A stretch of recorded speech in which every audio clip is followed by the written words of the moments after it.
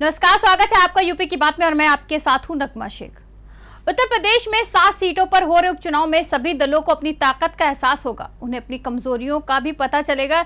इसलिए 7 सीटों पर हो रहे उपचुनाव को 2022 के विधानसभा चुनाव से पहले का सेमीफाइनल माना जा रहा है।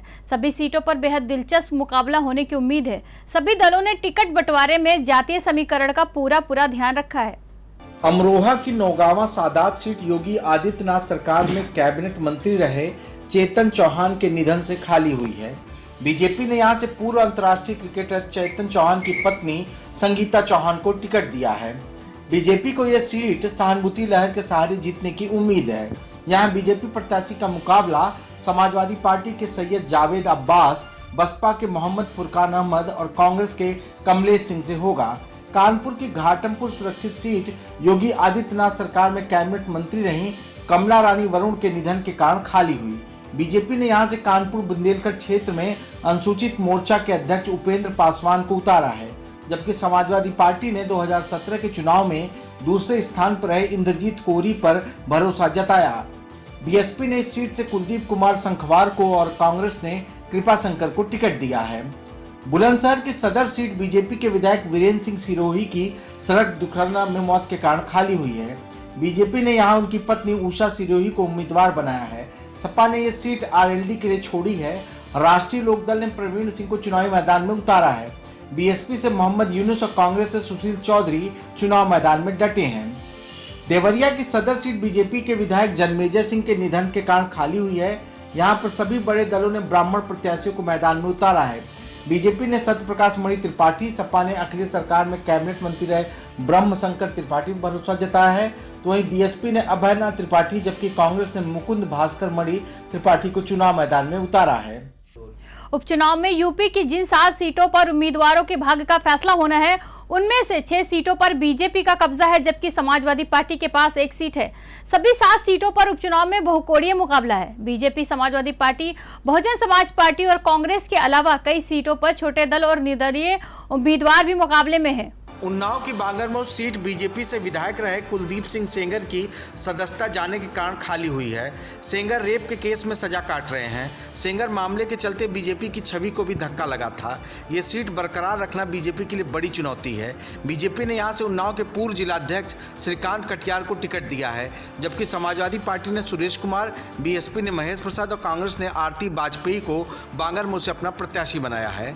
जौनपुर में मल्हनी सीट समाजवादी पार्टी के पारसनाथ यादव के निधन से खाली हुई है। यही एक अकेली सीट है जिस पर बीजेपी का कब्जा नहीं है। यहां से पार्टी ने छात्र नेता रह चुके मनोज सिंह को मैदान में उतारा है, जबकि सपा ने पारसनाथ यादव के बेटे लकी यादव पर दांव लगाया है। बीएसपी ने मल्हनी से जयप्रकाश दुबे को टिकट दिया है, जबकि कांग्रेस ने राकेश मिश्रा को उम्मीदवार बनाया है। पूर्व सांसद बाहुबली धनंजय सिंह ने भी निर्दलीय प्रत्याशी के तौर पर दावा ठोका है। 2017 में धनंजय सिंह यहां पर निषाद पार्टी के टिकट पर मैदान में थे। फिरोजाबाद की टुंडा सुरक्षित सीट योगी सरकार में कैबिनेट मंत्री एसपी सिंह बघेल के सांसद चुने जाने के बाद खाली हुई है। इस सीट के लिए बीजेपी ने पूर्व क्षेत्रीय मंत्री और जिला उपाध्यक्ष प्रेमपाल धनगर, सपा ने महाराज सिंह धनगर और बीएसपी ने संजीव कुमार चक को टिकट दिया है। कांग्रेस से स्नेहलता मैदान में है। कांग्रेस में अपनी अनदेखी का आरोप लगाकर इस्तीफा देने वाली अनु टंडन समाजवादी पार्टी में शामिल हो गई हैं। सपा के राष्ट्रीय अध्यक्ष अखिलेश यादव की मौजूदगी में अनु टंडन ने पार्टी की सदस्यता ग्रहण की। उन्नाव से कांग्रेस की पूर्व सांसद और कभी गांधी परिवार की करीबी रही अनु टंडन ने समाजवादी पार्टी का दामन थाम लिया है। सपा मुखिया अखिलेश यादव की मौजूदगी में उन्होंने पार्टी की सदस्यता ली। इस मौके पर अनु टंडन ने समाजवादी पार्टी की नीतियों की जमकर सराहना की और कहा कि सपा ही लोहिया के समाजवाद के सपने को सच कर सकती है। उनके साथ ही यूपी कांग्रेस के महासचिव रहे अंकित परिहार भी सपा में शामिल हो गए। और जो काम उन्होंने किए हैं, मेरे ख्याल से उस पहले कार्यकाल में इससे ज़्यादा करना असंभव था।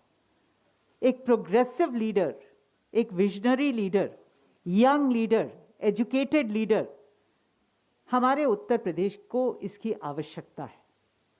और जो हालात देश में हैं और सांप्रदायिक ताकतों को अगर हम लोगों को पीछे करना है तो एकजुट होना बहुत आवश्यक है। और मुझे हमेशा ये लगता था कि अखिलेश यादव जी में वो सारे गुण हैं जो मैं उत्तर प्रदेश में अपने नेता को देख रही थी। इस मौके पर मौजूद सपा प्रमुख अखिलेश यादव ने अनु टंडन की पार्टी में स्वागत किया। कहा उनके आने से समाजवादी पार्टी और मजबूत होगी। अखिलेश यादव ने तमाम मुद्दों को लेकर प्रदेश सरकार पर भी जमकर हमला किया। ऐसी सरकार न बने जिसे पता ही नहीं है कि क्या कर रही है सरकार। उनकी भाषा सुनिए, उनके शब्दों का चयन देखिए। मानने को तो दिव्य शक्ति है उनके पास, लेकिन शब्दों में वो दिव्य शक्ति नहीं दिखाई देती है। ठोक दो जिसकी भाषा हो तो सोचो प्रदेश को कितने बड़े बदलाव की जरूरत है। लोगों को इलाज नहीं मिल पा रहा, इलाज के अभाव में जान जा रही है। और जितना इस बीमारी ने कंफ्यूजन किया है, दुनिया भर में इस पर बहस चल रही है, लेकिन जिस तरीके से हम लोगों को, आम लोगों को, सभी प्रदेश के और देश के नागरिकों को भारतीय जनता पार्टी ने ऐसे ही छोड़ दिया। अखिलेश यादव ने बीएसपी प्रमुख मायावती को भी कटघरे में खड़ा किया। ये राजनीति मुझे समझ में नहीं आ रही, इसीलिए मैं ये बात दोबारा कह रहा हूं कि समाजवादी पार्टी हार जाए ये बीजेपी चाहती है, समाजवादी पार्टी हार जाए ये बीएसपी चाहती है। तो ये दोनों की चाहत कहां से मिल रही है, ये सोचना आपको है। कांग्रेस छोड़ते समय अनु टंडन ने गंभीर आरोप लगाए थे। उन्होंने कहा था कि कांग्रेस का नेतृत्व सोशल मीडिया मैनेजमेंट और व्यक्तिगत ब्रांडिंग में लीन है। पार्टी और वोटरों के बिखर जाने से उनको कोई मतलब नहीं। उसके बाद से ही अनु टंडन के समाजवादी पार्टी में जाने की चर्चाएं तेज हो गई थीं। उत्तर प्रदेश में राज्यसभा के लिए मैदान में उतरे सभी 10 प्रत्याशी निर्विरोध चुन लिए गए हैं। बीजेपी से केंद्रीय मंत्री हरदीप सिंह पुरी, राष्ट्रीय महामंत्री अरुण सिंह और यूपी के पूर्व डीजीपी बृजलाल निर्विरोध चुने गए। इसके अलावा बीजेपी से ही नीरज शेखर, हरदार दुबे, गीता शाक्य, सीमा द्विवेदी और बीएल वर्मा भी राज्यसभा जाएंगे। उधर समाजवादी पार्टी के राष्ट्रीय महासचिव रामगोपाल यादव और बीएसपी प्रत्याशी रामजी गौतम भी निर्विरोध राज्यसभा सांसद चुने गए। यूपी में शिक्षक स्नातक एमएलसी चुनाव की तारीखों का ऐलान हो गया है। 5 नवंबर को इससे जुड़ी अधिसूचना जारी होगी और 12 नवंबर तक पर्चा दाखिल हो सकेगा। 17 नवंबर तक नामांकन वापस लिया जा सकेगा, जबकि 1 दिसंबर को मतदान होगा। सुबह 8 से शाम 5 बजे तक वोटिंग होगी। 3 दिसंबर को नतीजे का ऐलान होगा। फ्रांस में आतंकी हमले को लेकर विवादित बयान देने वाले मशहूर शायर मुनव्वर राना के खिलाफ लखनऊ की हजरतगंज कोतवाली में एफआईआर दर्ज की गई। मुनव्वर राना के खिलाफ तहरीर में सामाजिक वैमनस्य फैलाने, शांति भंग करने के साथ आईटी एक्ट शामिल किया गया है। फ्रांस की घटना पर विवादित बयान देने वाले मशहूर शायर मुनव्वर राना के खिलाफ लखनऊ के हजरतगंज थाने में एफआईआर दर्ज की गई। हजरतगंज थाने के सब इंस्पेक्टर दीपक पांडे की तहरीर पर मामला दर्ज किया गया। मुनव्वर राणा पर सामाजिक वैमनस्य फैलाने और शांति भंग करने के आरोप में केस दर्ज किया गया। इसके अलावा आईटी एक्ट में भी मामला दर्ज हुआ है। मुनव्वर राणा ने अपने विवादित बयान में कहा था कि अगर कोई उनके माता पिता या मजहब से जुड़ा कार्टून बनाता है तो वो उसकी भी हत्या कर देंगे। हालांकि अपने बयान को लेकर चौतरफा घिरने के बाद मुनव्वर राणा ने सफाई दी। उन्होंने कहा कि इस्लामी मजहब से छेड़छाड़ करने वाला कार्टून बनाना भी गलत था और उस शिक्षक को मारने वाली घटना भी गलत है। फ्रांस के कानून के मुताबिक जो भी सजा हो आरोपी को मिलनी चाहिए। इलाहाबाद हाई कोर्ट ने अपने एक अहम फैसले में कहा कि बालिग लड़का और लड़की अपनी मर्जी से पसंद के किसी भी व्यक्ति के साथ रह सकते हैं। उनके जीवन में हस्तक्षेप करने का किसी को भी अधिकार नहीं है। हाई कोर्ट ने कहा कि हालांकि संविधान प्रत्येक व्यक्ति को अपनी पसंद का धर्म अपनाने का अधिकार देता है, लेकिन महज शादी के लिए धर्म परिवर्तन किया जा रहा है, जो कि गलत है। इलाहाबाद हाईकोर्ट ने एक महत्वपूर्ण फैसले में कहा है कि विशेष विवाह अधिनियम के तहत 2 अलग अलग धर्मों को मानने वाले लोग बिना धर्म परिवर्तन के भी शादी कर सकते हैं। यह कानून सभी धर्मों पर लागू है। कोर्ट ने कहा कि बालिग लड़का और लड़की अपने पसंद के किसी भी व्यक्ति के साथ रह सकते हैं। उनके जीवन में हस्तक्षेप करने का किसी को अधिकार नहीं होगा। हालांकि संविधान प्रत्येक व्यक्ति को अपनी पसंद का धर्म अपनाने का अधिकार देता है। इसके बावजूद लोग शादी करने के लिए धर्म परिवर्तन कर रहे हैं, जो सही नहीं है। कोर्ट ने उसकी बात सुनने के बाद इस बात लड़की को स्वतंत्र घोषित करते हुए कहा कि वो स्वतंत्र है और कहीं भी जा सकती है और किसी के साथ रह सकती है। और साथ ही साथ कोर्ट ने कहा कि संविधान ने इस बात की इजाज़त दी है कि कोई भी धर्म का हो, हर धर्म के लोगों को इस बात की अनुमति है कि वो किसी के धर्म के साथ कहीं भी रह सकते हैं, किसी के साथ जो है कोई धर्म भी अपना सकते हैं। साथ ही साथ कहा कि 2 बालिग लोग एक साथ बिना शादी के भी रह सकते हैं और कोई भी लड़की या लड़का किसी धर्म का हो, विशेष विवाह अधिनियम के तहत एक दूसरे से शादी कर सकता है।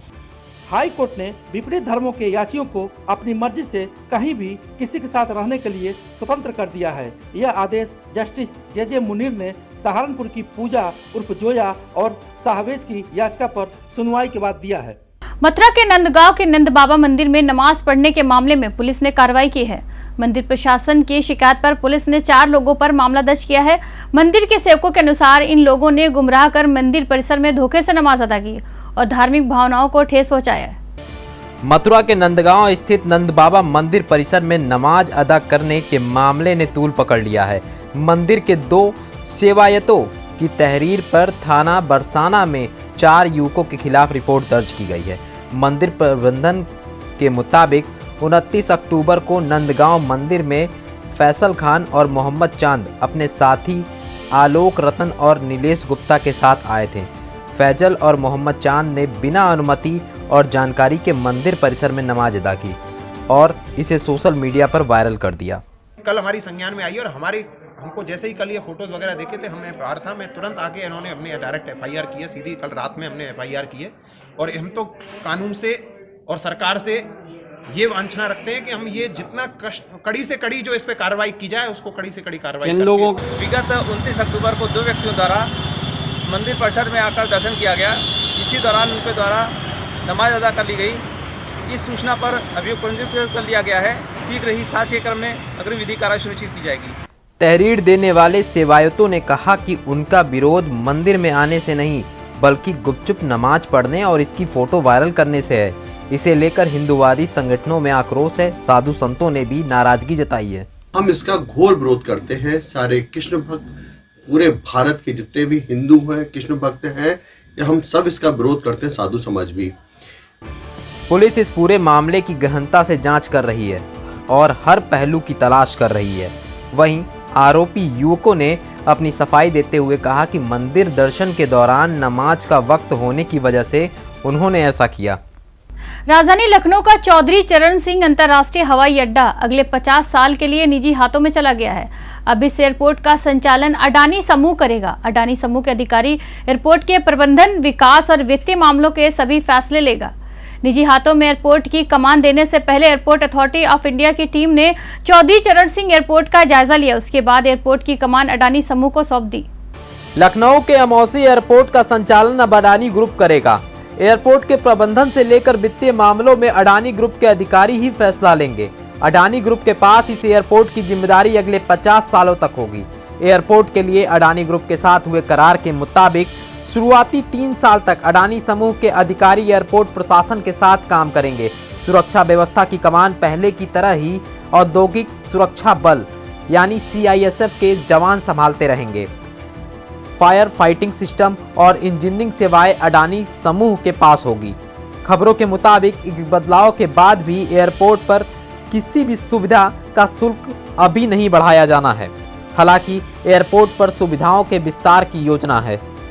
लखनऊ एयरपोर्ट को निजी हाथों में सौंपने के लिए एक्सप्रेशन ऑफ इंटरेस्ट मांगा गया था। लखनऊ एयरपोर्ट के लिए 6 कंपनियों ने बोली लगाई थी। प्रति यात्री शुल्क के आधार पर अडानी ग्रुप ने सबसे अधिक 171 करोड़ रुपए की बोली लगाई थी।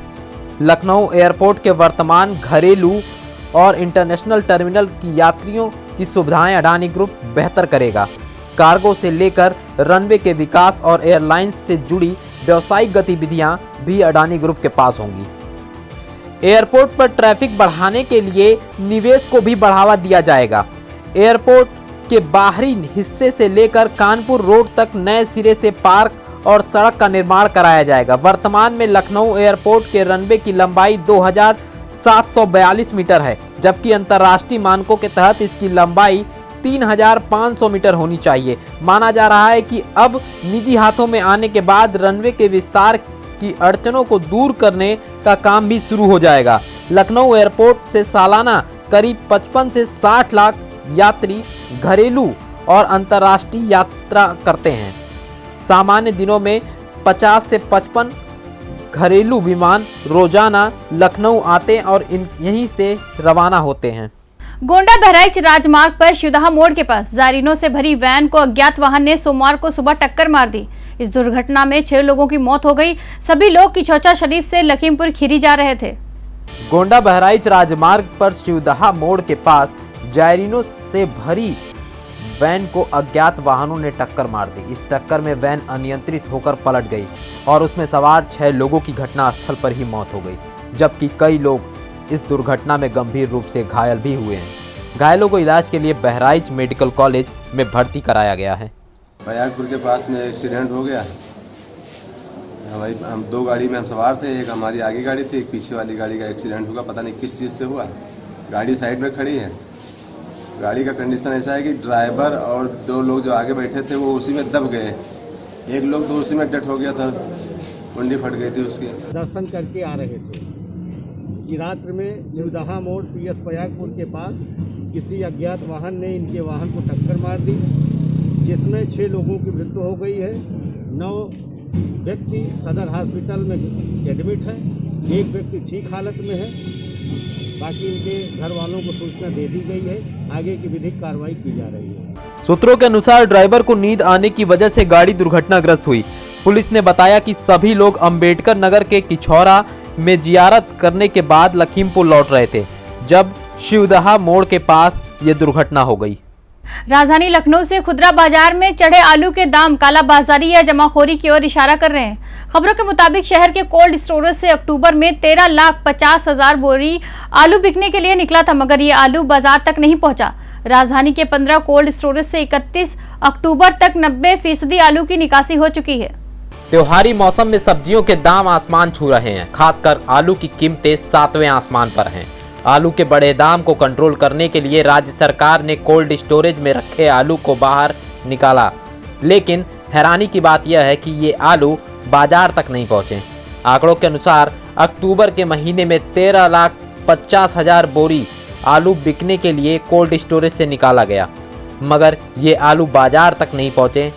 आंकड़े ये भी बताते हैं कि लखनऊ के कोल्ड स्टोरेज में सिर्फ 10% आलू ही बचा है। आशंका जताई जा रही है कि आलू को मंडी में भेजने की बजाय इसकी जमाखोरी की जा रही है। मुख्यमंत्री योगी आदित्यनाथ ने आलू, प्याज, सब्जियों और दालों की दामों नियंत्रित करने के निर्देश दिए हैं। उन्हें जमाखोरों का ठिकाने पर छापा मारने और उनके खिलाफ सख्त कार्रवाई के भी निर्देश दिए गए हैं। राजधानी लखनऊ में रोजाना की मांग की अपेक्षा आलू 50 टन कम आ रहे हैं।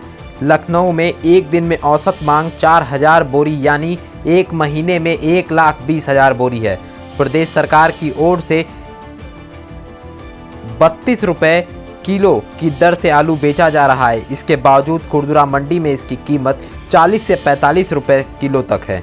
सीएम योगी ने कहा कि राज्य सरकार आवश्यक वस्तुओं के मूल्यों को प्रभावी ढंग से नियंत्रित करने के सभी प्रयास कर रही है। सरकार जनता की कठिनाइयों के प्रति पूरी तरह संवेदनशील है। भ्रष्टाचार के आरोप में निलंबित किए गए महोबा के पूर्व एसपी मणिलाल पाटीदार को इलाहाबाद हाईकोर्ट से बड़ा झटका लगा।